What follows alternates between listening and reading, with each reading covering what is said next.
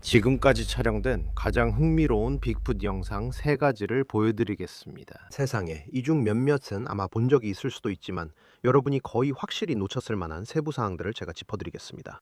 이 세부 사항들은 회의론자들 주장보다 훨씬 진짜임을 보여줍니다. 또 몇몇 영상은 여러분이 처음 볼 수도 있습니다. 이 영상들은 사스쿼치의 부정할 수 없는 실제를 가리킵니다.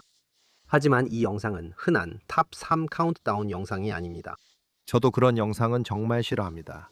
제 이름은 로버트이고 2024년 9월에 직접 사스쿼치를 목격한 이후로 진실을 밝히기 위해 대부분의 사람들이 하려 하지 않는 깊은 조사까지 해야겠다고 결심했습니다. 그래서 이것이 바로 이 새 영상이 실제 살아있는 사스쿼치임을 보여주는 이유에 대한 저의 심층 조사입니다. 그레이스 하버 열화상 영상 2013년 10월 30일 워싱턴주 그레이스 하버 카운티에 있는 브라운 가족의 소유지에서 촬영된 이 영상은 2013년 11월에 공개되었습니다. 이 영상은 존 브라운과 벤 브라운이 플리얼 BTS 시리즈 카메라로 촬영했습니다. 플리얼은 포워드 루킹 인프라레드 전방 감시 적외선의 약자입니다. 이것은 휴대용 열화상 카메라로 자세한 내용은 나중에 설명하겠습니다. 브라운 형제는 데릭 랜달스와 올림픽 프로젝트와 협력하고 있었습니다. 올림픽 프로젝트는 빅풋 연구단체입니다. 그리고 그들은 그 지역에서 계속되고 있던 빅풋 활동이 의심되어 자신들의 부지에서 각종 발성음 등을 폭넓게 녹음하려고 했습니다.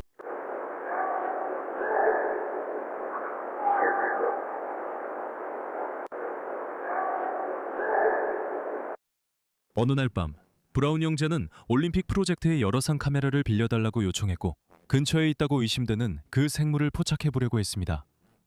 이 시도는 밤에 이루어졌습니다. 그리고 그들은 하려던 일을 정확히 해냈습니다. 첫날 밤 끝에 그들이 포착한 것이 바로 이것이었습니다. 이 영상에 대해 우리가 아는 게 뭘까요? 다시 말씀드리지만 이 영상은 10월 30일 자정 직전에 촬영됐습니다.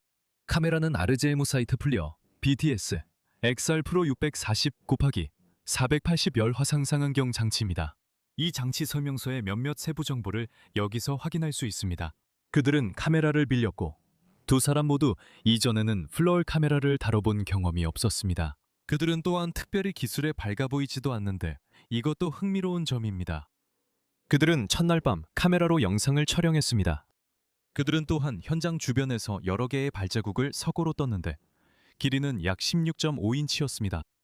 열화상 영상은 그 생명체가 주변 환경보다 더 많은 열을 내고 있음을 보여주지만 그 열 신호는 화면에 보이는 소에서 나오는 열과는 일치하지 않습니다.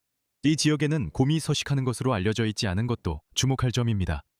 올림픽 프로젝트의 데이비드 앨리스가 처음으로 크기 비교를 했고 그는 그 생명체가 너비가 4, 피트 키가 최소 7, 피트라고 추정합니다. 이 부지에서 오디오 녹음도 이루어졌으며 론 모어헤드와 알베리의 유명한 시에라 사운드와 유사한 목소리도 녹음되었습니다.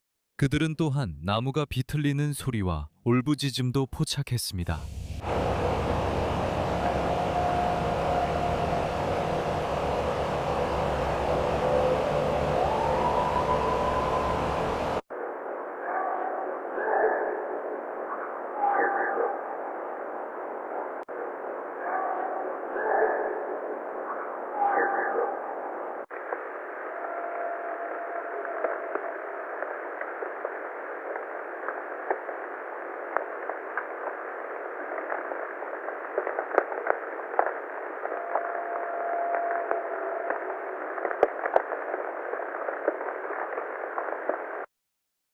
그렇다면 이 영상에서 가장 설득력 있는 부분은 무엇인가요?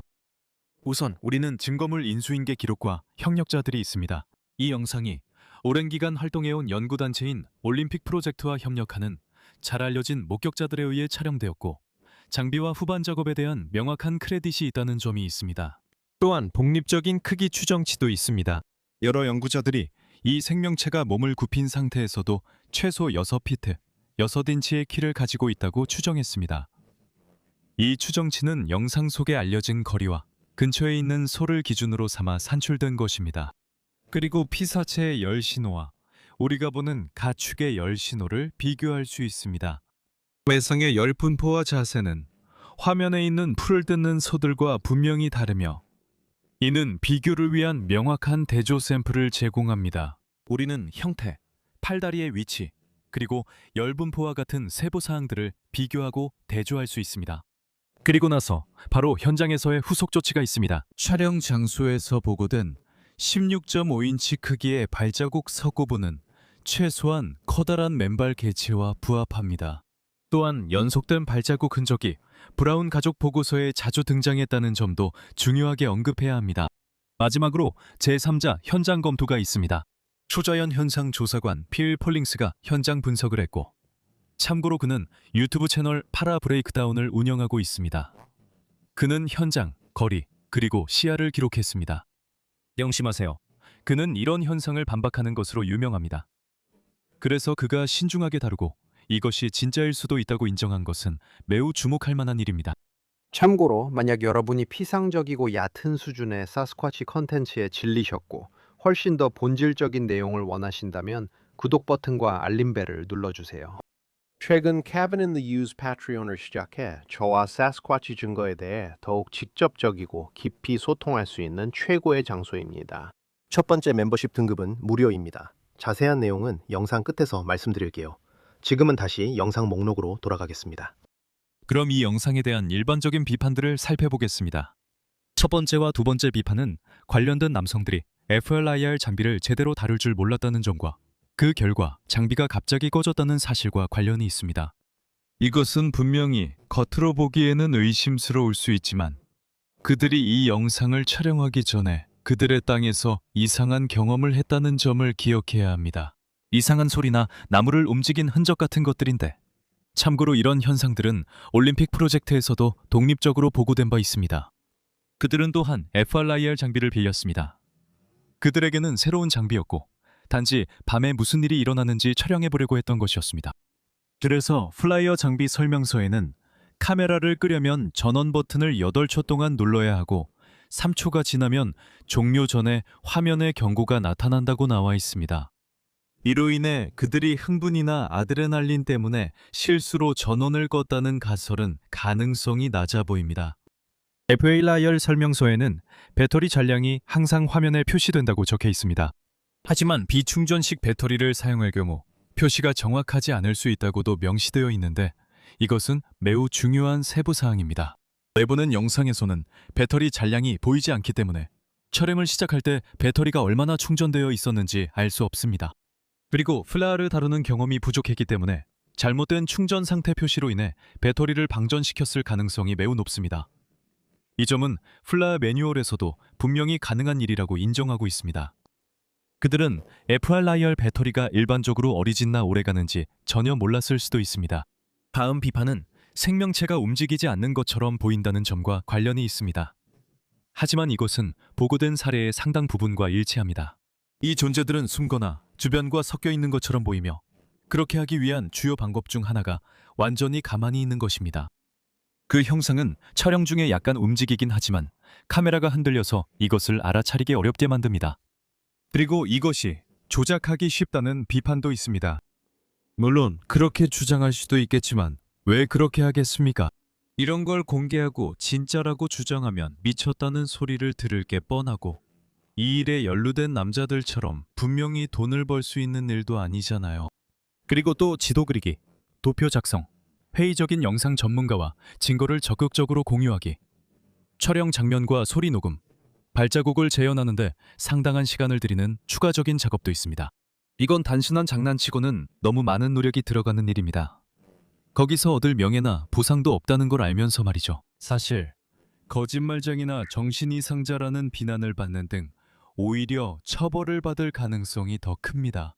다음으로 왜 소가 도망가지 않았는지, 그리고 왜 그 생명체가 여러 상 카메라에서 소만큼 밝게 보이지 않는지에 대한 의문이 남습니다. 일부는 소가 도망가지 않는 이유가 인간을 촬영했기 때문이며 소가 인간에 익숙하다고 주장합니다. 동물들이 주변 환경에 빠르게 익숙해진다는 점을 생각해보면 일리가 있는 주장입니다. 하지만 이에는 지역의 토착 동물들도 포함됩니다.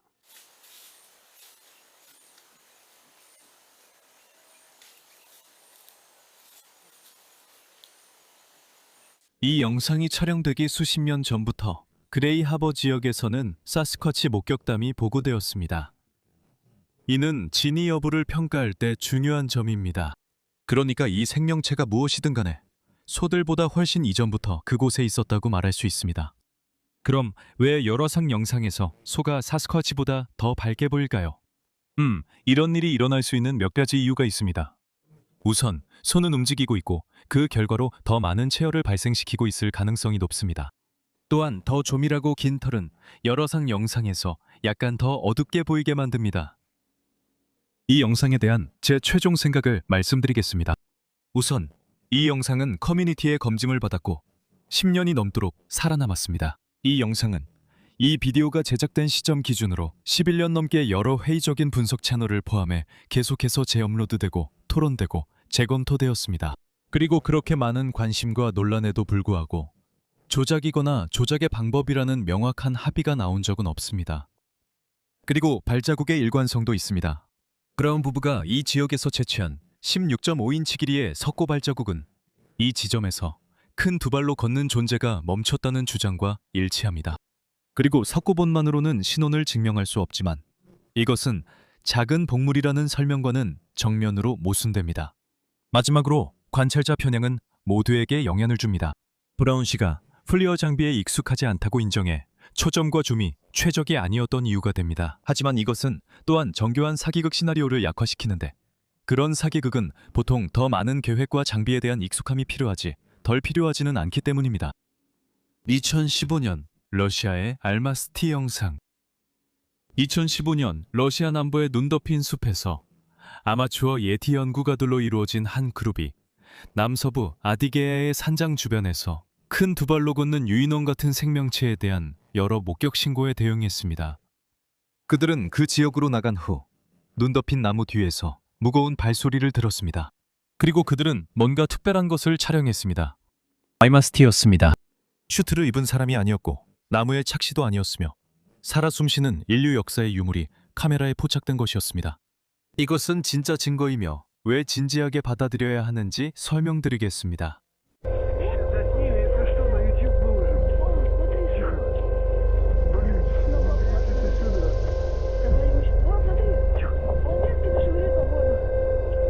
난 아무것도 안 보여. 봐, 저기 움직이고 있어. 움직여. 봐, 나뭇가지 흔들리잖아. 봐, 저거 달리고 있어. 잡았어. 저리가. 내가 잡았어, 봐. 맙소사. 이게 그가 어떻게 발을 흔들었는지 봤어? 아, 발 좀. 이미 다 나대는데 정말 귀엽다. 무서워. 이 영상을 NTV에 보내야겠어. 이건 아주 이례적인 상황이야.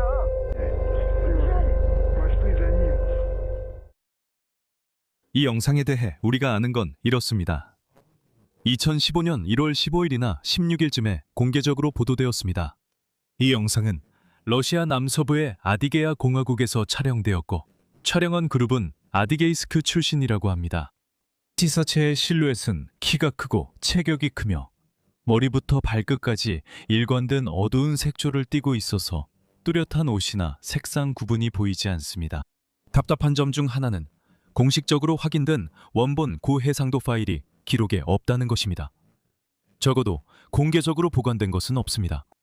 현재 남아있는 버전들은 유튜브와 블로그에 재업로드된 것들이거나 TV 또는 뉴스에서 디지털화된 복사본들입니다. 조명은 흐린 날씨의 자연광이거나 나뭇잎 사이로 스며드는 빛일 수 있습니다. 여기서는 열화상과 야간 투시경이 쓰이지 않았습니다. 사용된 카메라는 명확하게 밝혀지지 않았지만 영상의 압축과 롤링 셔터 현상으로 보아 일반 소비자용 기기, 아마도 스마트폰이나 핸디캠으로 추정됩니다. 이 XIF 정보나 로 파일은 제공되지 않았습니다. 이 영상에 가장 주목할 점은 무엇일까요? 우선 이게 어떻게 움직이는지 한번 보세요. 이 움직임은 인간의 일반 범주를 벗어납니다. 영상이 흐릿하고 압축됐지만 특정 프레임에서 그 차이가 분명히 드러납니다. 확대해서 천천히 살펴보면 이 생명체가 엄청난 옆점프를 한 뒤 착지할 때 등에 있는 근육과 심지어 견갑골까지 뚜렷하게 튀어나오는 걸 볼 수 있습니다. 확대해서 보면 또 한 가지 분명해지는 점은 이 생명체의 팔이 믿을 수 없을 만큼 그리고 무서울 정도로 길다는 것입니다. 특히 저 오른쪽 팔을 보세요. 저건 인간이 아닙니다. 또한 팀은 목격 후에 발자국도 지적했습니다.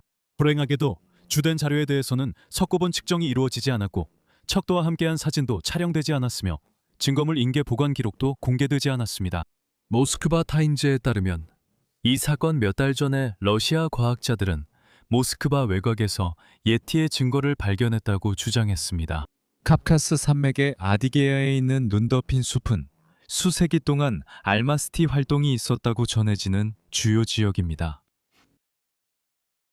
이 영상은 기술적으로 봄에 촬영된 것이지만 여전히 기온은 꽤 낮았고 지형은 험하고 매우 외진 곳이었습니다. 이런 장소에서 조작을 시도하는 것은 어렵고 위험하며 흔히 주장되는 많은 조작 사례들과 마찬가지로 그런 일을 꾸민 사람들에게도 뚜렷한 이득이 없습니다.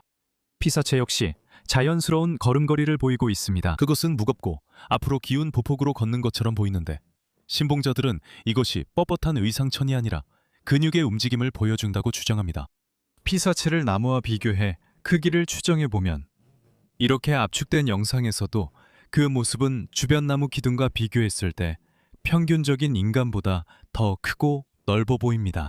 발자국 주장에 관해서는 현장에 있던 목격자들이 촬영 직후 눈 위에서 큰 발자국을 보았다고 보고했으며 이는 그 피사체의 크기와 일치합니다. 그 아마추어 팀은 돈이나 유명세를 노리는 영화 제작자가 아니라 현지 예티 열성 팬들이었기 때문에 이 점이 그들의 주장에 신빙성을 더해줍니다. 이 촬영 역시 지역 전설과도 일치합니다. 카프카스 지역은 알마스티 목격담이 가장 풍부한 전통을 가지고 있으며 이 영상은 여러 세대에 걸쳐 전해 내려온 묘사와도 일치합니다. 그리고 이 촬영이 짧고 다듬어지지 않은 점도 있습니다. 짧고 흔들리는 이 영상은 진짜 만남에서 오는 놀라움을 보여주는 듯해 연출된 퍼포먼스라기보다는 진짜 상황처럼 느껴집니다. 하지만 이 영상과 그 출처에 대한 모든 분석이나 심지어 그 생물의 외형을 떠나서 제게 가장 인상 깊었던 것은 바로 피사체가 보여준 놀라운 옆으로 점프하는 움직임입니다. 이 움직임은 정말 유인원처럼 보이고 제 생각에는 올림픽 수준의 운동선수가 아니라면 인간이 가질 수 없는 엄청난 힘과 폭발적인 근육 파워가 필요할 것 같습니다. 이 점프를 볼 때마다 제 직감으로는 인간을 보고 있는 게 아니라는 생각이 듭니다. 이제 이 영상의 주요 비판을 살펴보겠습니다. 우선 흔들리고 해상도가 낮은 영상과 원본 로 파일의 부재입니다. 이 두 가지는 모든 비판 중에서 가장 합리적인 것들입니다. 원본 데이터를 입수할 수 있다면 조작되지 않았다는 것을 증명할 수 있었겠지만 10년이 지난 지금까지도 아무도 그런 의혹을 제기하지는 않았습니다. 하지만 원본 데이터가 있었다면 더 높은 픽셀 밀도로 더 많은 디테일과 해상도를 얻을 수 있었을 것입니다. 사실 놀랍게도 이 영상을 처음 촬영한 그룹과 인물, 그리고 원본 영상 파일이 어디로 갔는지에 대해서는 거의 알려진 바가 없습니다. 하지만 이들이 유명한 패터슨 김림 필름의 패티 이후로 예티, 사스쿼치 또는 알마스티의 가장 설득력 있는 증거가 될 수 있는 무언가를 포착했다는 사실에는 변함이 없습니다. 그리고 다시 한번 이 놀라운 옆으로의 점프가 진짜임을 가장 강하게 보여주는 부분입니다. 그래서 이 영상을 보고 계신 모든 분들, 특히 이 지역 출신일 수도 있고 아닐 수도 있는 러시아 시청자분들, 혹은 이 영상을 직접 촬영했을 수도 있고 아닐 수도 있는 분들께 부탁드리고 싶습니다. 여기서 촬영하신 것에 대해 꼭 이야기 나누고 싶으니 저에게 꼭 연락해 주세요. 다음 비판은 동기가 불분명하다는 점과 이 영상이 쉽게 조작될 수 있었을 것 같다는 사실입니다. 하지만 그들의 동기는 단순했습니다. 이 지역에서 나온 예티 목격담에 대응해서 예티를 카메라에 담으려고 했던 것이고 실제로 그들이 한 일이 바로 그것입니다. 제 생각에 그들의 동기는 꽤 분명하고 고귀하며 단순했습니다. 이 영상에 대한 제 결론은 무엇일까요? 정말 설득력 있습니다. 그 생물의 놀라운 움직임, 속도, 그리고 힘 외에도 다음과 같은 점을 생각해보세요. 이 영상은 코카소스 산맥의 외딴 숲에서 촬영되었습니다. 이 지역은 알마스티 목격담으로 유명한 곳입니다. 자연스러운 앞으로 기울어진 걸음걸이와 팔다리의 움직임은 인간이라기보다는 알려진 대형 영장류와 일치하며 매우 유연하고 일관되어 보입니다. 어두운 색의 균일한 형태와 눈에 띄는 옷의 경계가 보이지 않는 점으로 미루어 볼 때 옷이 아니라 온몸에 털이 덮여 있는 것으로 보입니다. 그리고 주변 나무들과 비교했을 때 그 형상은 평균적인 인간보다 상당히 크고 넓어 보입니다. 그리고 이 영상으로부터 어떤 상업적 이익도 얻은 적이 없습니다. 영상 촬영자들이 오히려 주목받기를 원하지 않는 것 같습니다. 그리고 이것은 명성이나 돈을 추구하는 사기꾼들에게서 흔히 볼 수 있는 행동이 아닙니다. 그리고 한 가지 더 있습니다.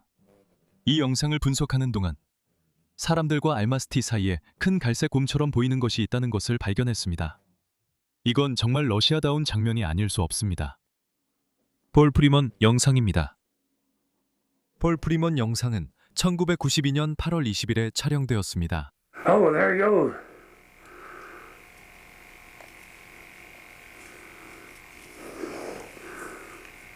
맙소사.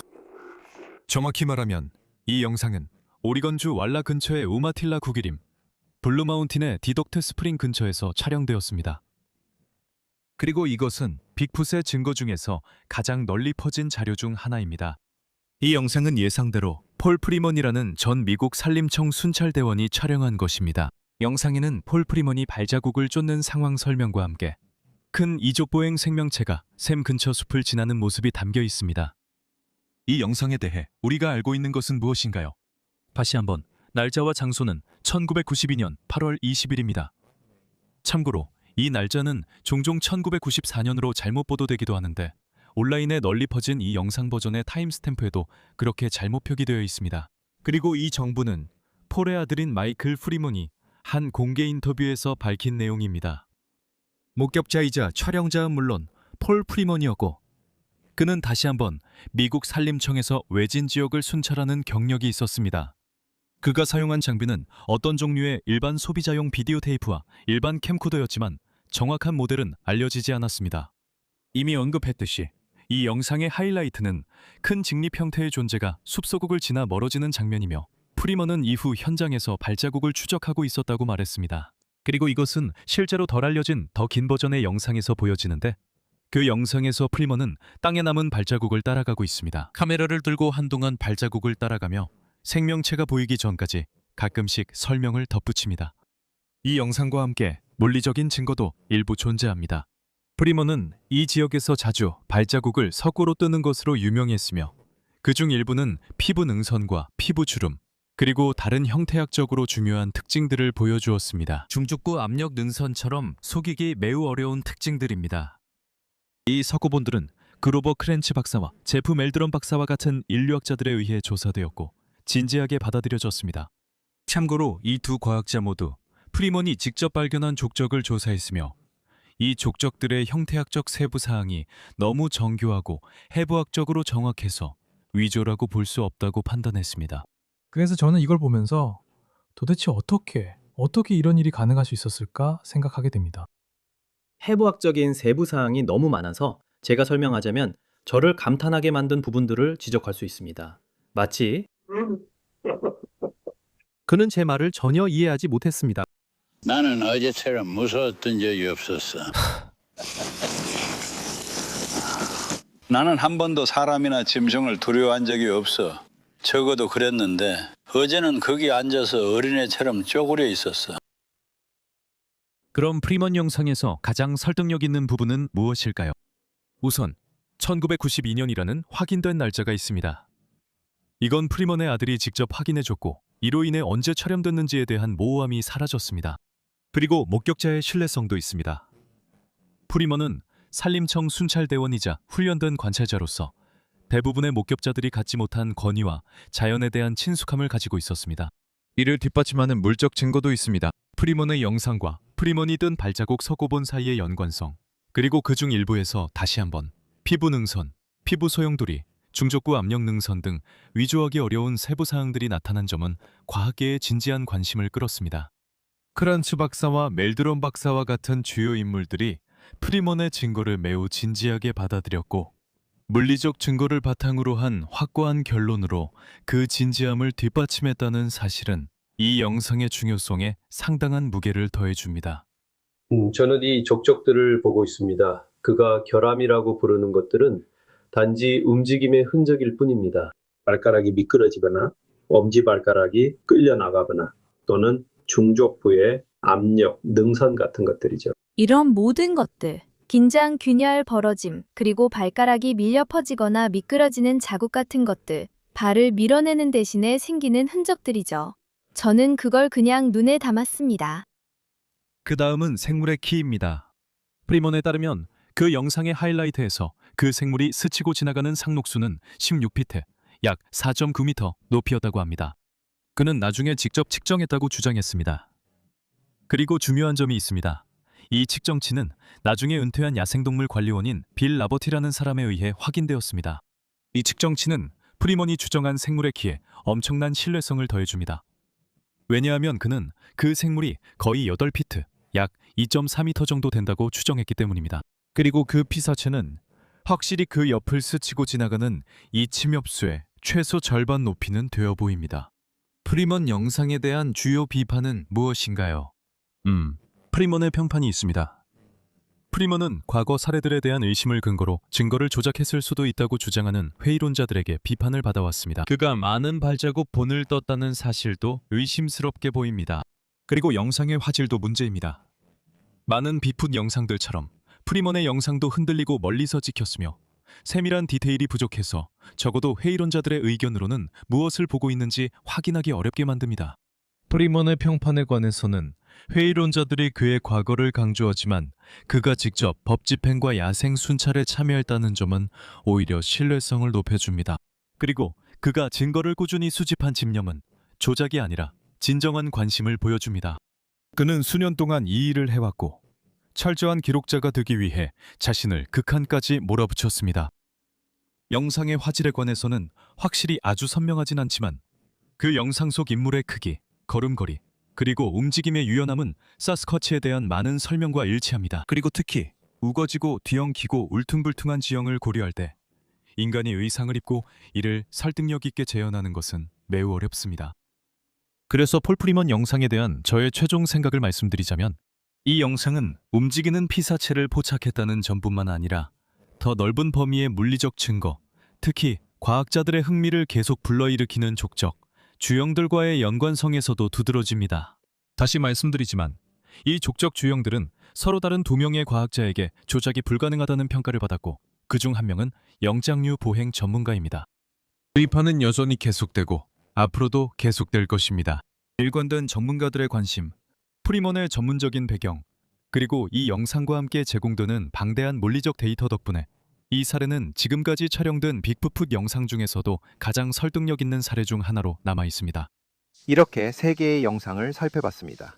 이 영상들을 둘러싼 정황과 영상 자체에서 보이는 세부를 살펴보면 진짜라는 주장을 매우 강하게 뒷받침하며 일부는 반박 불가능하다고까지 말합니다. 하지만 이건 제 개인 의견입니다. 여러분의 생각을 댓글로 알려주세요. 아직 회의적이신가요? 아니면 제 주장이 합리적이었다고 보시나요? 어떤 의견이든 듣고 싶습니다. 여러분이 빅풋에 대한 진실을 찾는 이 여정에 단순히 구경꾼이 아니라 저와 함께 직접 참여하고 싶으셨다면 바로 여러분을 위한 새로운 것을 시작했습니다.